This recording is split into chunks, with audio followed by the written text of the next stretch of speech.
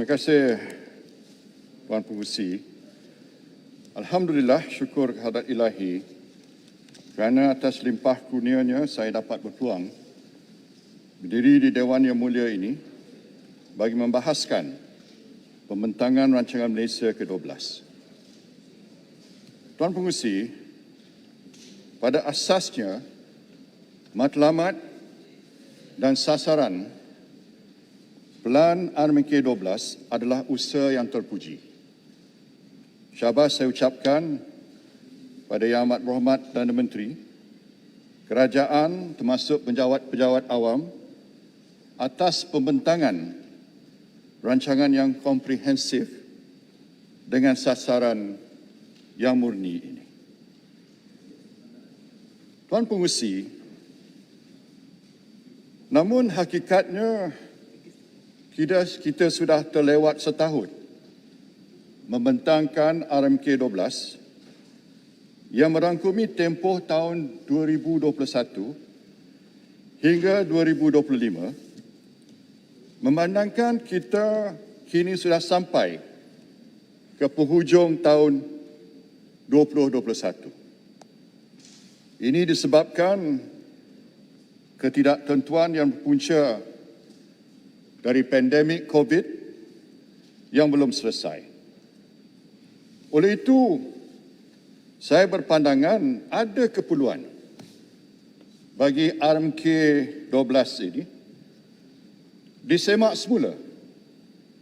Mungkin setahun, dalam masa setahun, supaya ianya lebih tepat dan berdasarkan kepada keadaan sebenar semasa itu. Untuk makluman Dewan Yang Mulia ini, purata pendapatan isi rumah seperti yang dinilai oleh Jabatan Perangkaan Malaysia adalah sebanyak RM3,686 sebulan pada tahun 2007. Namun ia berjaya dinaikkan hampir sekali ganda ke RM6,958 sebulan pada tahun 2016, susulan pertumbuhan ekonomi yang mantap dalam tempoh tersebut. Akan tetapi kadar pertumbuhan pendapatan rakyat telah jauh menyusut dan hanya naik ke RM7,089 sebulan pada tahun 2019,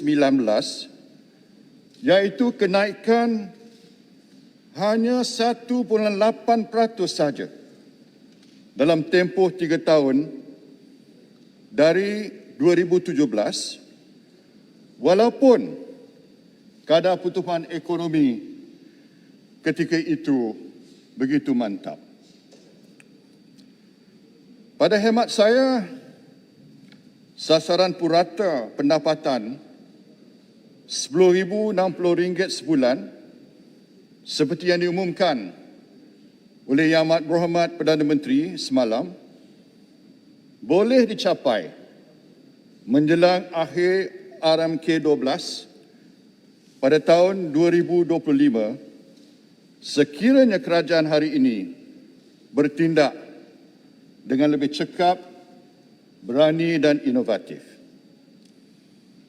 Tuan Pengerusi, asas bagi RMK12 adalah berdasarkan Wawasan Kemakmuran Bersama 2030 dengan matlamat utama untuk mengurangkan jurang pendapatan antara semua rakyat dengan meningkatkan pendapatan golongan B40 dan M40.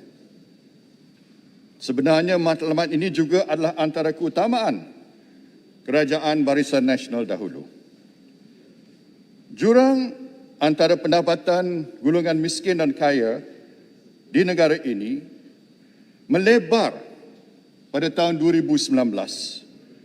Buat pertama kalinya sejak tahun 2004. Demikian mengikut laporan terkini yang dikeluarkan Jabatan Perangkaan Malaysia. Bekali Gini atau Gini Coefficient adalah kaedah paling popular untuk mengukur ketaksamarataan pendapatan, yang mana nilai pekali Gini berada di antara 0 dan 1. Semakin kecil nilainya, semakin saksama agihan pendapatan. Pekali Gini negara telah menurun secara konsisten dari 0.441 pada tahun 2009 ke 0.399 pada tahun 2016. Bagaimanapun, angka ini telah naik semula pada tahun 2019, iaitu kenaikan pertama sejak tahun 2004. Di bawah kerajaan Barisan Nasional, tempoh sebulan sebelum PRU14 ialah tempoh pekali Gini menjunam paling tajam atau paling ketara apabila dasar-dasar seperti Bantuan Rakyat Satu Malaysia, BRIM, bantuan-bantuan lain seperti bayaran bulanan kepada nelayan, bantuan persekolahan, bantuan antara musim bagi pekebun kecil dan pesawah padi diperkenalkan. Di samping itu, kadar pelaburan asing yang paling tinggi dalam sejarah Malaysia berjaya mewujudkan peluang pekerjaan berpendapatan tinggi. Manakala pelaksanaan sistem pencukaian GST memberi kesan lebih besar kepada golongan kaya dan ekonomi gelap yang berbelanja lebih banyak. Mereka tidak lagi mudah untuk mengelak cukai seperti sistem pencukaian SST. Malangnya, akibat dasar-dasar kerajaan selepas PRU14 untuk mengurang dan memansuhkan pelbagai bantuan bagi golongan berpendapatan rendah, dividen serta hibah tabung-tabung simpanan rakyat untuk 3 tahun berturut-turut mencatatkan rekod paling rendah dalam sejarah. Selain itu, menggantikan sistem cukai GST dengan SST menyebabkan pertumbuhan pendapatan golongan paling kaya atau T20 menjadi lebih tinggi berbanding golongan M40 dan B40 buat kali pertama sejak 10 tahun lalu. Akibatnya, kesan daripada itu, pekali Gini naik semula dan mencerminkan jurang pendapatan semakin melebar. Memandangkan pekali Gini pernah turun dari 0.441 ke 0.399 dalam masa 9 tahun sebelum naik semula selepas PRU14, saya berpendapat adalah tidak mustahil bagi sasaran pekali Gini mencapai 0.387 di bawah RMK 12 ditepati. Namun, kita perlu meneruskan strategi-strategi dan langkah-langkah utama yang lebih telah terbukti berjaya, iaitu menaikkan pendapatan dan bantuan rakyat B40 dan M40, memastikan pertumbuhan ekonomi negara setiap tahun mantap, serta sistem pencukaian dan subsidi yang lebih adil dan telus. Minta laluan, Pak Ahmad. Tuan Yang Dipertua, tentang sistem percukaian, saya ingin ajukan satu soalan. Saya tak bagi, Yang Hormat Jelutong. tak bagi laluan. Saya nak habis banyak. Yang Hormat Pekan tak bagi laluan. Tolong duduk, tolong duduk. Tolong duduk, tolong duduk. Teruskan Yang Hormat Pekan. Jelutong. Decorum please. Jelutong. Yang Berhormat Pekan, silakan. Bayar cukai lah. Yang Berhormat Pekan pun hutang cukai. Jelutong. First warning. Thank you. Yang Berhormat berani tak berbahas dengan saya? Yang Berhormat Jelutong. Warning nombor 2. Mikrofon, Wabi. Tuan Yang Dipertua, ucapan saya yang menyokong pembentangan RNK 12 adalah berdasarkan pada 6 teras. Teras pertama yang saya ingin cadangkan ialah daya tarikan dan kedinamikan Malaysia. Pada tahun 2008, Tolonglah Wabi beri pulang kepada Wabi Pekan kerana beliau mempunyai lantai percakapan sekarang. Kita hormatilah sama sendiri ya.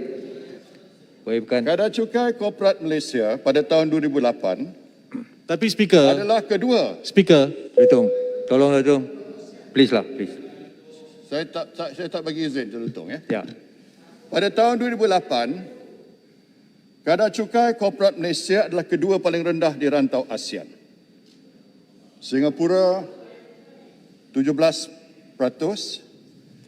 Vietnam 28%, Thailand 30%, Indonesia 30%, dan Malaysia 28%. Malahan kadar cukai korporat di ekonomi terbesar dunia iaitu Amerika Syarikat lagi tinggi iaitu 35%. Tetapi pada tahun 2020, kadar cukai korporat Malaysia menjadi paling tinggi di rantau ASEAN. Malah Amerika Syarikat pula menjadi lebih rendah berbanding kita.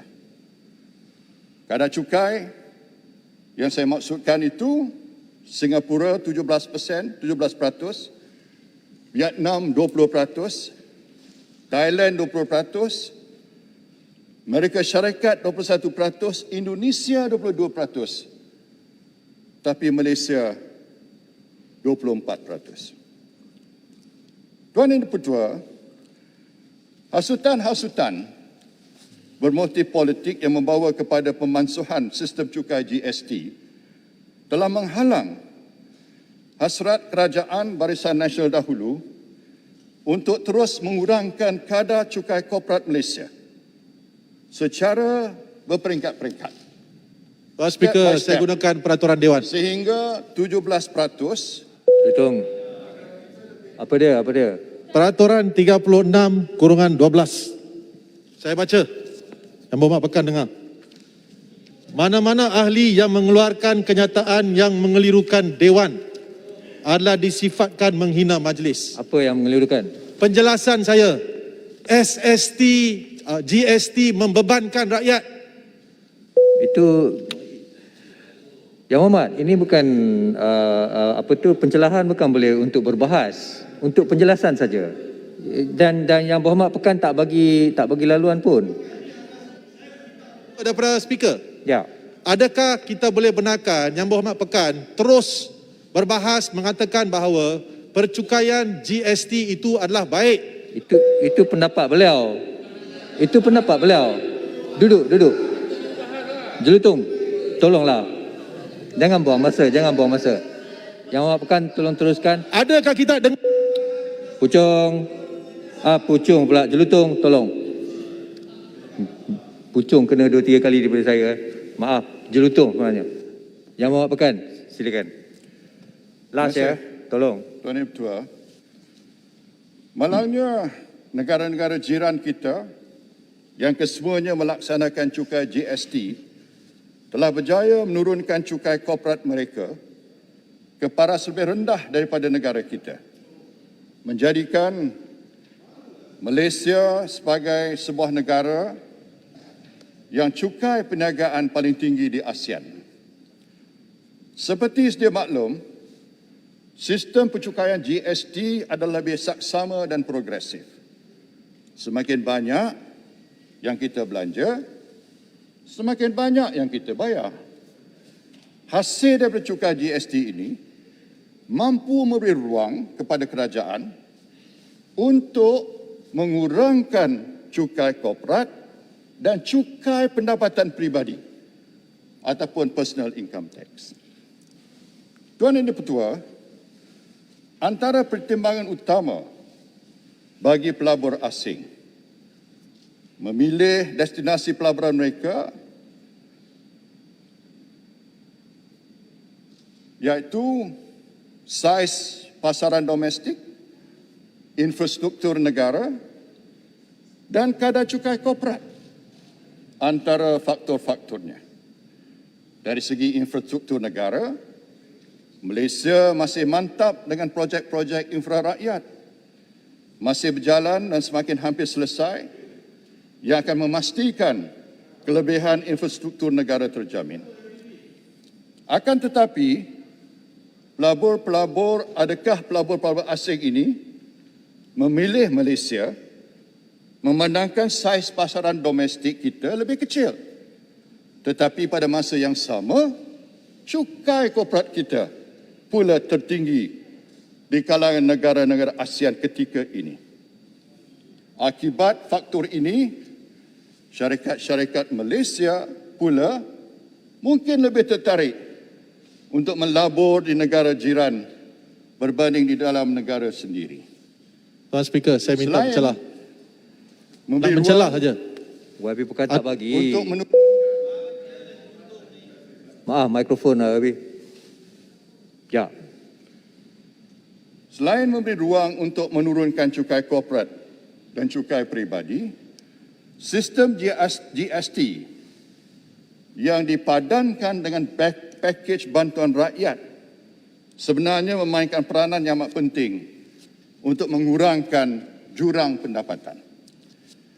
Ini berlawanan dengan propaganda yang telah menyebabkan sebahagian daripada rakyat termakan hasutan.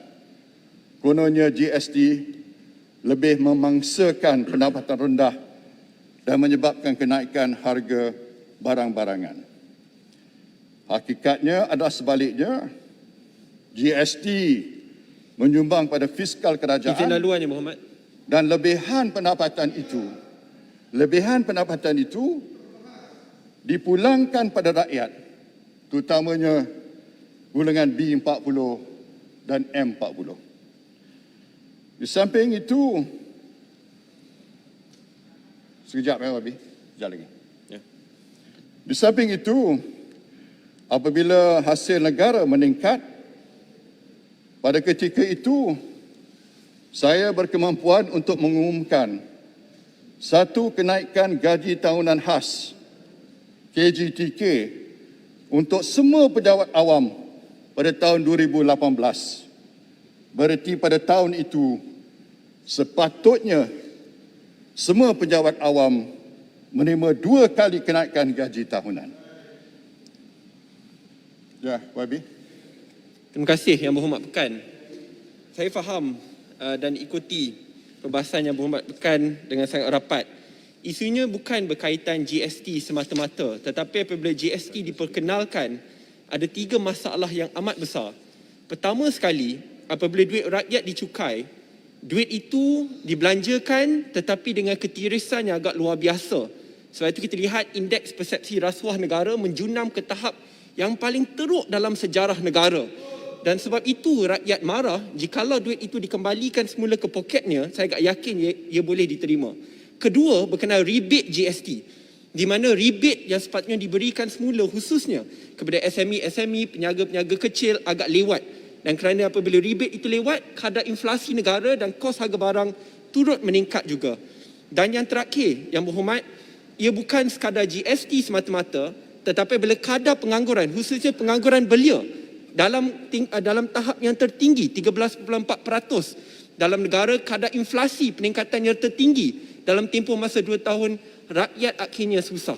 Saya berharap perkara ini dapat dipertimbangkan, khususnya sebelum pengenalan apa-apa cukai yang baru yang boleh dilaksanakan oleh kerajaan pada hari ini. Terima kasih Yang Berhormat. Yang Berhormat Pekan, saya Pontian. Jelutong minta laluan Yang Berhormat Pekan. Boleh bagi tak? Jelutong tak apalah. Ni Pontian. Pontian dulu ya. Jelutong boleh mencelah ketika saya berucap kemudian ya. Hari Khamis. GST ini dilaksana oleh 170 daripada 194 negara atau 85% daripada kerajaan dalam dunia ini. Bagaimana negara-negara 170 daripada 194 itu memilih sistem percukaian yang jika yang tidak baik, tentulah mereka memilih sistem percukaian yang terbaik termasuk dalam negara jiran kita sekitar ini. Bila disebut tentang inflasi, ketika GST dilaksanakan, kadar inflasi sebenarnya turun. Ya. Itu adalah fakta yang boleh kita lihat kembali. Dan kutipan GST itu 44 bilion dibanding dengan SST cuma 21 bilion, berarti ada tambahan 23 bilion. Dan apabila dihapuskan GST pada tahun 2018, diganti dengan 6 cukai baru dan 3 kenaikan cukai yang juga membebankan rakyat. Apa pandangan yang Muhammad Pekan? Pekan Kanga nak minta boleh. Abang Pekan. Kanga sokong GST. Saya tanya tentang 1MDB boleh tak? So, saya nak teruskan. Yang Muhammad Pejung. Julutong. Kanga sokong GST. Pekan. Saya tak bagi julutong ya, bagi julutong Kanga. Saya nak teruskan. Kalau 1MDB tidak ada, boleh kita beri gaji kepada Julutong. Saya ambil kira pandangan YB Muar dan Pontian. Saya setuju dengan pandangan YB Jelutong tak boleh. Pontian. Saya tanya soalan, tak boleh. Yang Muar ada, saya nak beritahu bahawa dari segi yang disebut ketirisan itu, sebenarnya GST menyebabkan pengucupan apa yang dikatakan the black economy daripada 25% kepada 10%. Jadi ketirisan itu sebenarnya lebih teruk sebelum GST. Dan sebab itulah GST memberi manfaat pada negara dan kepada rakyat. Setelah 3 tahun dimansuhkan, persepsi sebahagian rakyat bahawa GST merupakan punca utama kenaikan harga barang terbukti tidak benar dan meleset sama sekali apabila harga barangan asas naik ketara setelah SST diperkenal semula menggantikan GST.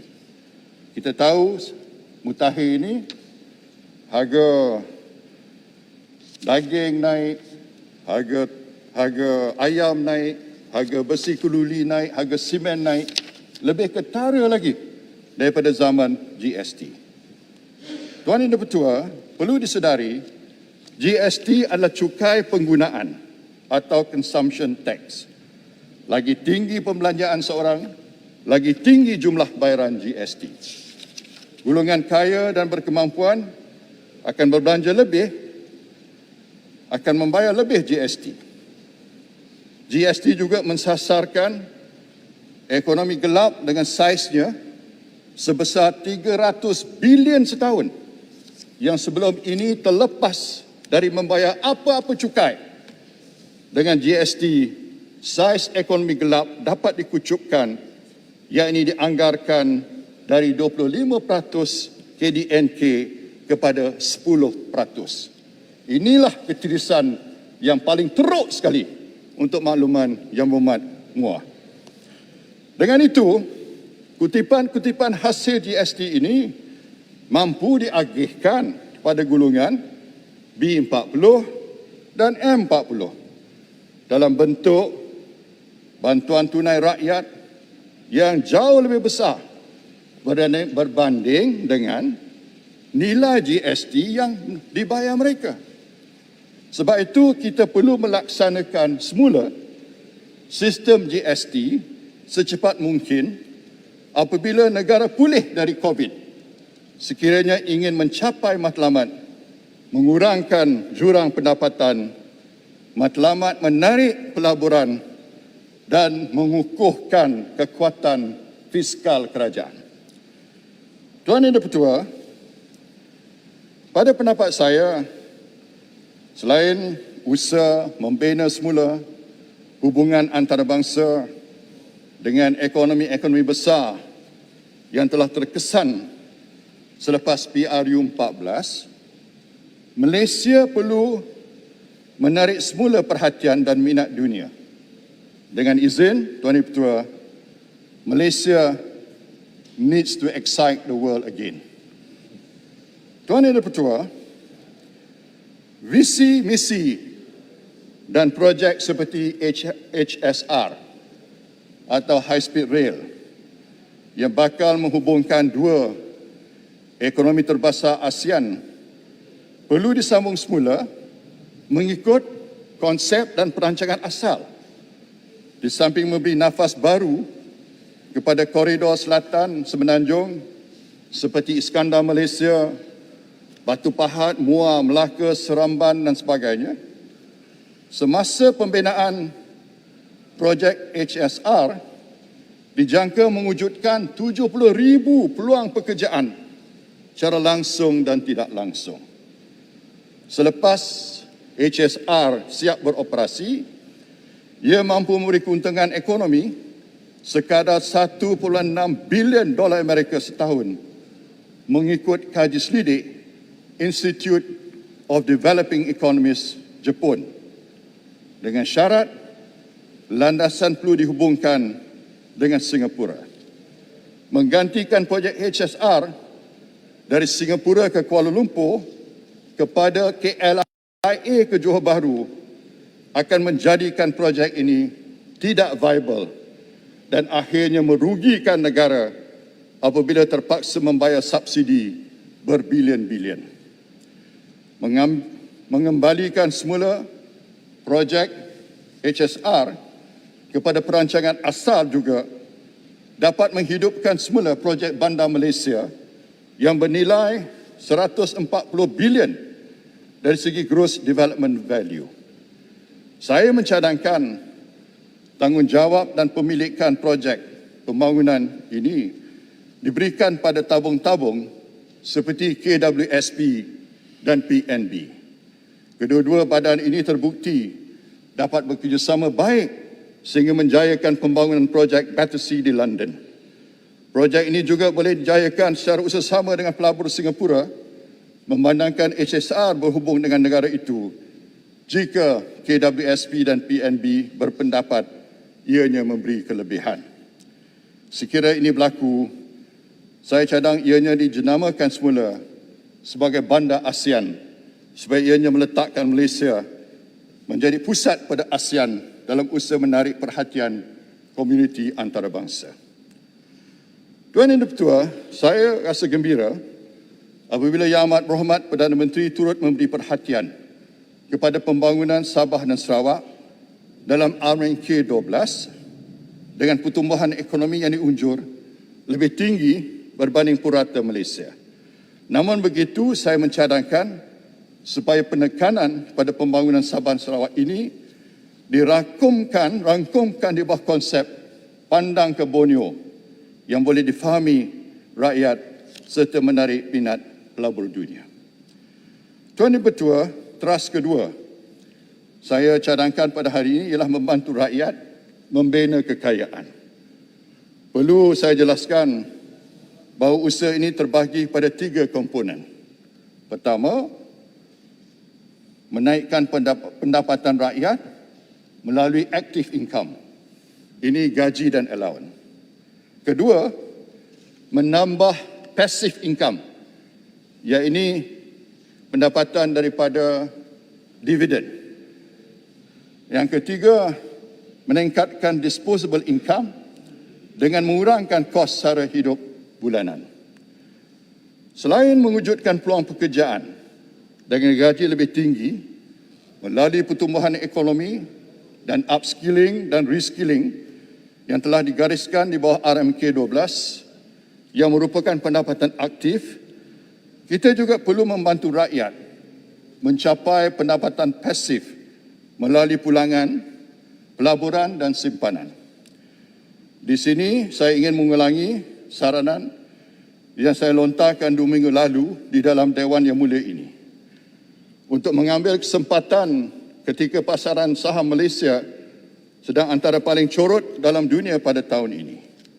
Seperti dimaklumkan oleh penganalisis pelaburan, saya percaya saham Malaysia berada di bawah nilai atau undervalued berbanding negara lain ketika ini.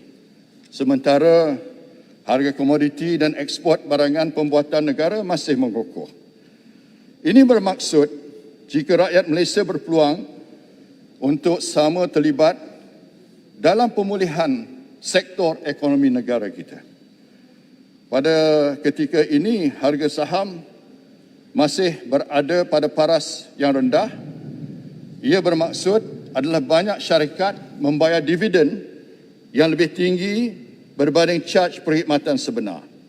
Misalnya, kadar simpanan tetap cuma 1.9% setahun, manakala kebanyakan saham-saham blue chip seperti Tenaga 41%, Maybank 5.6% dan Top Glove 5.7% diramal mampu membayar dividen yang jauh lebih tinggi. Oleh itu, saya mencadangkan agar bank-bank memperkenalkan produk-produk mesra pembelian saham untuk membiayai sehingga 70% pembelian dengan hanya kadar caj perkhidmatan sebanyak 3% setahun. Ini untuk setiap rakyat yang berhasrat melabur dalam senarai saham di Bursa Malaysia yang dibenar dan disyorkan oleh bank dan penganalisis pasaran. Ini samalah seperti skim pinjaman ASB yang sudah dilaksanakan sejak dahulu lagi. Rakyat mampu mencipta kekayaan secara jangka masa panjang apabila harga saham naik. Jika tidak naik pun, kadar dividen masih boleh membiayai kos pinjaman bank. Bagi menggalakkan rakyat menyimpan dan menjana pendapatan pasif, saya juga mencadangkan had maksimum pelaburan ASB dinaikkan daripada 200,000 kepada 400,000. Maka dengan ini, jika seorang pelabur membuat pelaburan maksimum pada kadar 6% setahun, ini membolehkan pencarum memperoleh pendapatan pasif hingga 2,000 sebulan. Bagi mencapai matlamat ini, skim pembiayaan ASB dan ASM sedia ada dari bank-bank perlu ditambah baik dengan mengambil kesempatan kadar caj perkhidmatan sebenar bank ketika ini yang paling rendah dalam sejarah supaya lebih ramai rakyat mampu membuat pelaburan sehingga ke tahap maksimal. Seperti kita sedia maklum, berjuta-juta rakyat terpaksa mengeluarkan caruman dari akaun KWSP mereka pada tempoh pandemik ini melalui skim-skim seperti iSinar, iLestari dan iCitra yang saya telah perjuangkan bersungguh-sungguh. Seandainya kerajaan memenuhi tuntutan rakyat untuk menaikkan pengeluaran maksimum iCitra dari 5,000 kepada 10,000, maka tanggungjawab kerajaan adalah untuk mencari jalan memulih dan memastikan agar pencarum dengan baki simpanan yang rendah dapat menambah simpanan mereka dengan cepat. Ini supaya apabila mereka bersara nanti, simpanan di dalam akaun satu mencukupi. Tuan Yang Pertua, seperti yang saya pernah bangkitkan dalam perbahasan bajet 2021 tahun lepas, perkara ini boleh dilakukan dengan 3 cara. Pertama, pasca COVID-19, kerajaan boleh membantu KWSP untuk meraih pendapatan yang lebih dengan memberi projek lebih lumayan kepada KWSP. Contohnya sebelum ini, projek kuasa land atas tanah Lembaga Getah Malaysia dan projek Battersea di United Kingdom serta pemilikan 49% di dalam syarikat Plus bukan diberikan kepada kroni. Oleh itu, Tuan Yang Pertua, ini selaras dengan cadangan saya sebentar tadi supaya Bandar Malaysia ataupun cadangan baru Bandar ASEAN diberi kepada KWSP dan PNB. Kedua, menaikkan semula kadar caruman bulanan majikan dan pencarum. Ketiga, mengubah struktur pembayaran dividen kepada struktur berperingkat dengan izin multi-tier dividend structure, di mana baki simpanan yang lebih rendah akan menerima dividen yang lebih tinggi supaya pembahagian keuntungan KWSP akan lebih mihak kepada pencarum yang mempunyai baki simpanan rendah. Tuan Yang Dipertua, selain daripada pendapatan aktif dan pasif, kita perlu memberi perhatian kepada cara-cara untuk meningkatkan disposable income atau pendapatan boleh guna rakyat. Tidak bermakna jika pendapatan meningkat tetapi kos sara hidup turut sama meningkat. Program-program digemari rakyat umpamanya UTC, RTC, Klinik Satu Malaysia, Kedai Rakyat Satu Malaysia dan lain-lain perlu diperkenalkan semula, ditambah baik dengan melanjutkan waktu operasi, terutama sekali UTC yang sepatutnya buka sampai pukul 10 malam dan pada hari Sabtu dan hari Ahad juga. Kalau nak dijenamakan semula pun boleh. Sebagai contoh, Klinik Satu Malaysia boleh diperkenalkan sebagai Klinik Keluarga Malaysia. Selain itu, projek infra rakyat pengangkutan awam mampu mengurang kos pengangkutan bulanan serta mengurangkan kesesakan lalu lintas dan meningkatkan produktiviti rakyat. Sebab itu, usaha kerajaan menggalakkan penggunaan sistem penggunaan pengangkutan awam yang moden, efisien, mampu guna dan diyakini atau reliable perlu diperhebatkan. Tuan Yang Dipertua, teras ketiga adalah keperluan kerajaan untuk mempermudahkan urus niaga.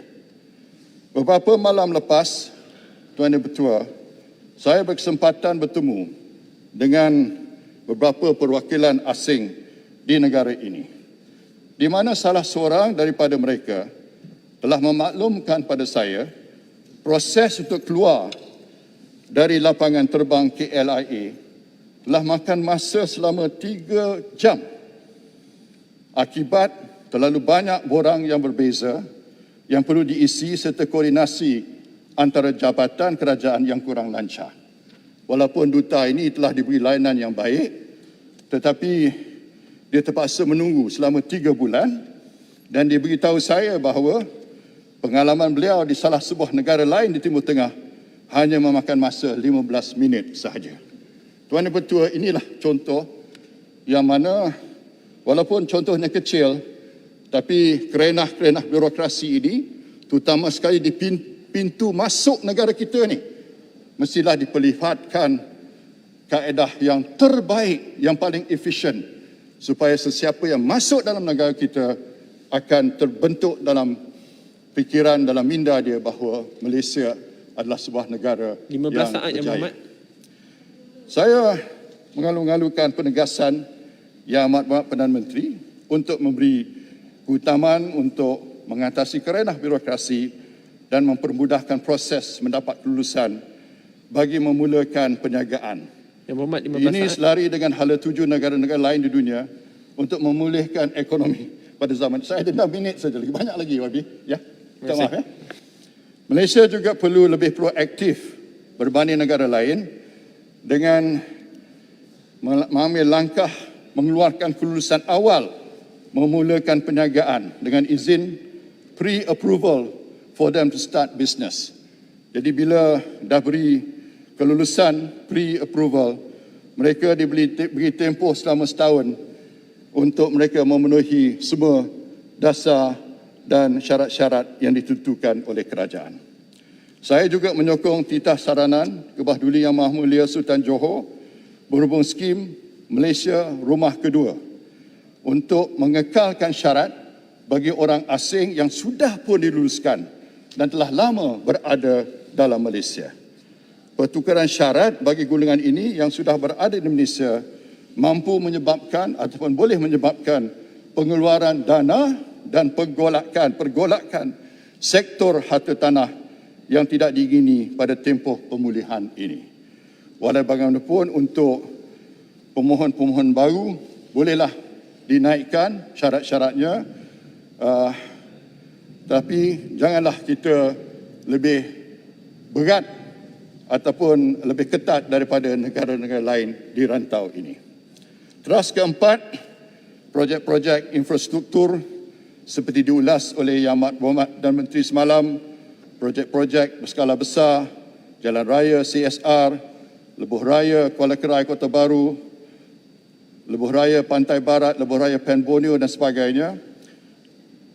Saya suka membuat cadangan bahawa bukan saja projek-projek ini meningkatkan perhubungan di kawasan-kawasan tersebut, tetapi ia membuka peluang untuk kawasan tanah-tanah sepanjang jalan itu, lebuh raya itu, dimajukan untuk digunakan sebagai kawasan untuk ditanam makanan umpamanya, supaya kita dapat mencapai matlamat food security, membuka untuk perumahan, perniagaan dan pekerjaan. Tuan Yang Di-Pertua, sistem kewangan yang moden termasuk kebangkitan cryptocurrency dan fintech, saya telah cadangkan sebelum ini, dan kita perlu menjadikan TRX yang visi asalnya sebagai pusat kewangan serantau. Syarikat-syarikat antarabangsa seperti HSBC, Prudential sudah bertapak di sana. Usaha perlu dipergiat lagi supaya visi asalnya tercapai. Tuan Yang Di-Pertua, teras kelima saya ialah komitmen kepada prinsip ESG, iaitu alam sekitar, sosial dan tadbir urus. Perkara ini telah diperakui oleh Yang Amat Berhormat Perdana Menteri dalam ucapan semalam, dan saya menyokong usaha-usaha yang digariskan kerajaan. Bagaimanapun, saya kurang puas hati apabila Malaysia masih ketinggalan dalam penggunaan dan pengeluaran kenderaan elektrik ataupun EV, walaupun kita antara negara terawal mencuburi industri ini. Sejak beberapa tahun lalu, pelaburan bagi industri EV semakin mengalir ke negara-negara jiran. Keadaan ini tidak boleh berterusan kerana kebanyakan negara dalam dunia telah mensasarkan tempoh peralihan kenderaan sedia ada kepada EV. Tuan Yang Di-Pertua, teras terakhir ialah kecekapan dan kestabilan kerajaan. Pengajaran yang boleh kita ambil sejak PRU 14, keperluan untuk memiliki kerajaan yang cekap, tahu buat kerja, berorientasikan indeks petunjuk utama atau KPI. Mengutamakan kebajikan rakyat adalah lebih penting berbanding dengan berusaha saja tanpa pencapaian. Hasil dan pencapaian adalah paling utama. Sehubungan dengan itu, kita adalah penting kita mempunyai sebuah kerajaan yang stabil dan kukuh sekiranya kita berniat untuk mencapai sasaran RMK 12. Sebagai penutup, sesungguhnya Tuan Yang Di-Pertua, sesuatu rancangan bukan hanya kelihatan cantik atas kertas saja. Yang paling penting adalah pelaksanaan atau execution serta pencapaian rancangan tersebut. Kerajaan perlu memastikan dan menjawab pada rakyat segala prestasi pelaksanaan berdasarkan sasaran RMK 12. Sehubungan dengan ini, kaedah yang terbaik untuk mengukur pencapaian ialah kaedah KPI ataupun Key Performance Index yang boleh mengukur pencapaian ke arah setiap sasaran sekurang-kurangnya setiap 6 bulan, dan pencapaian keseluruhannya wajar dibentangkan pada rakyat sebagai report kad tahunan kerajaan. Kita tidak mahu hanya sekadar usaha atau output semata-mata, kita perlu outcome atau keberhasilan dan pencapaian. Kita tidak mampu gagal lagi. Rakyat menuntut pembelaan dan jaminan masa depan bahawa hari esok adalah lebih baik dari hari ini.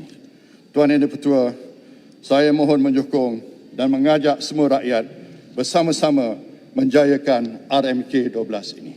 Terima kasih. Terima kasih Yang Berhormat Pekan. Saya telah tetapkan tiap-tiap pembahas akan mempunyai 12 minit. Sekiranya kita semua ikut patuhi 12 minit ni, maka saya rasa 17 pembahas lagi dapat didengar pada hari ini. Saya ingin umumkan supaya dapat bersedia.